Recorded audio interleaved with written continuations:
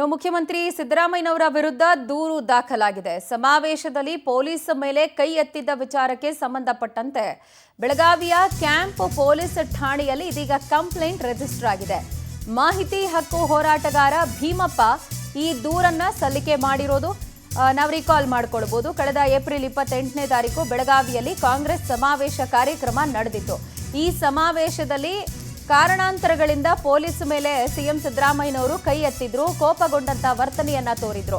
ಧಾರವಾಡದ ಎಎಸ್ಪಿ ನಾರಾಯಣ್ ಅವರ ಮೇಲೆ ಸಿಎಂ ಕೈ ಎತ್ತಿದ್ದಂತಹ ಪ್ರಸಂಗ ವ್ಯಾಪಕವಾದಂತಹ ಟೀಕೆಗೆ ಕಾರಣವಾಗಿತ್ತು. ಇದಕ್ಕೆ ಈಗ ಸದ್ಯ ದೂರು ದಾಖಲಾಗಿರೋದು ಸದ್ಯ ತಿಳಿದು ಬರ್ತಾ ಇದೆ. ಸಮಾವೇಶದಲ್ಲಿ ಪೊಲೀಸ್ ಮೇಲೆ ಕೈ ಎತ್ತಿದ್ದ ವಿಚಾರಕ್ಕೆ ಸಂಬಂಧಪಟ್ಟಂತೆ ಇದೀಗ ಮುಖ್ಯಮಂತ್ರಿಗಳ ವಿರುದ್ಧ ದೂರು ದಾಖಲಾಗಿದೆ. ಬೆಳಗಾವಿಯ ಕ್ಯಾಂಪ್ ಪೊಲೀಸ್ ಸ್ಟೇಷನ್ನಲ್ಲಿ ಸಿಎಂ ವಿರುದ್ಧ ಕಂಪ್ಲೇಂಟ್ ದಾಖಲಾಗಿರೋದು.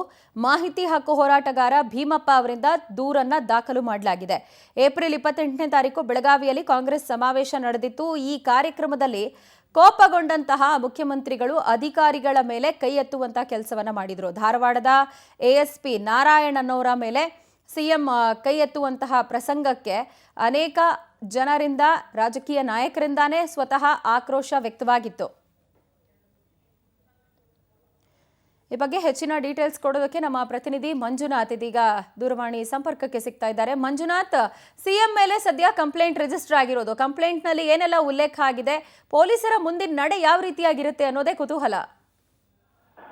ಹೌದು ಪ್ರಜ್ವಲ, ಏನು ಸಿಎಂ ವಿರುದ್ಧ ಬೆಳಗಾವಿಯ ಕ್ಯಾಂಪ್ ಪೊಲೀಸ್ ಸ್ಟೇಷನ್ ನಲ್ಲಿ ಈಗ ಪ್ರಕರಣ ದಾಖಲಾಗಿದೆ. ಆರ್ಟಿಐ ಆಕ್ಟಿವಿಸ್ಟ್ ಅಂತ ಭೀಮಪ್ಪ ಗಡದವರು ಮುಖ್ಯಮಂತ್ರಿ ಸಿದ್ದರಾಮಯ್ಯ ವಿರುದ್ಧ ಒಂದು ಕ್ಯಾಂಪ್ ಪೊಲೀಸ್ ಸ್ಟೇಷನ್ ನಲ್ಲಿ ಪ್ರಕರಣ ದಾಖಲು ಮಾಡಿದ್ದಕ್ಕೆ ಪ್ರಮುಖವಾಗಿ ಏಪ್ರಿಲ್ 28ರಂದು ಬೆಳಗಾವಿಯಲ್ಲಿ ನಡೆದ ಕಾಂಗ್ರೆಸ್ ಸಮಾವೇಶದಲ್ಲಿ ಏನು ಬೆಳಗಾವಿಯ ಧಾರವಾಡ ಜಿಲ್ಲೆಯ ಎಎಸ್ಪಿ ಆದಂತ ನಾರಾಯಣ್ ಬರಮನಿ ಅವರ ಮೇಲೆ ಮುಖ್ಯಮಂತ್ರಿಗಳು ಒಂದು ಕೈ ಮಾಡಿ ಅವ್ರನ್ನ ಬಡಕ್ಕೆ ಹೋಗಿದ್ರು. ಈ ಒಂದು ಹಿನ್ನೆಲೆಯಲ್ಲಿ ಅವರ ಮೇಲೆ ಅವರನ್ನ ನಿಂದಿಸಿದ್ರಿ. ಒಂದು ಸರ್ಕಾರಿಯ ಪೊಲೀಸ್ ಅಧಿಕಾರಿ ಮೇಲೆ ನೀವು ಮುಖ್ಯಮಂತ್ರಿ ಆದಂತವ್ರು ನೀವೇ ಈ ತರ ನಿಂದಿಸಿದ್ರಿ ಅಂತ ಹೇಳಿ ಒಂದು ಪ್ರಕರಣ ದಾಖಲು ಮಾಡ್ಕೊಂಡಿದ್ದಾರೆ.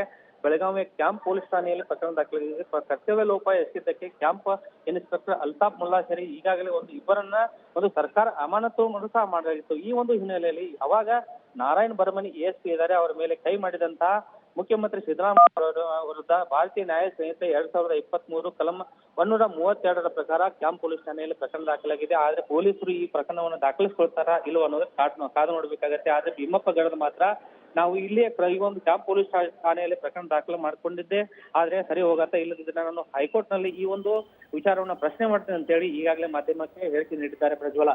ಫೈನ್ ಮಂಜುನಾಥ್, ಥ್ಯಾಂಕ್ ಯು ತಮ್ಮೆಲ್ಲ ಡೀಟೇಲ್ಸ್ಗೆ.